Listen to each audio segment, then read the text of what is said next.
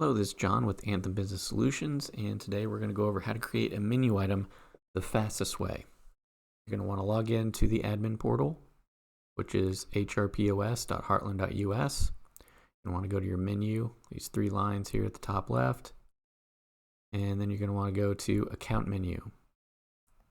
Once you're in Account Menu, it should default you to Items, but if not, then go ahead and select Items. So what you want to do, instead of creating one from scratch up here, which I teach in another video on how to do that, what we want to do is we want to find an item that is as close to the same as possible. So what I mean by that is it's going to have like the same report category, it prints to the same section, it's taxed the same, it's possibly in the same section, maybe has the same modifiers, just the closest you can get to it the best. So let's say, for example, I want to add a T-bone dinner. So I would select the ribeye dinner, and then there's an option down here to duplicate. So once I duplicate the item, it's going to be exactly the same, except for it clears out the name. Now I can add T-bone dinner.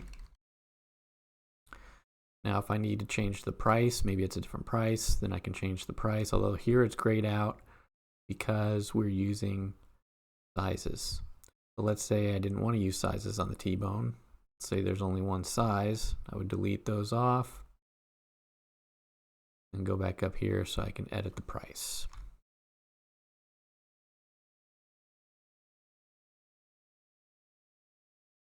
And then as long as everything else is the same, like I want it to report to the same category. I want it to print to the same kitchen group.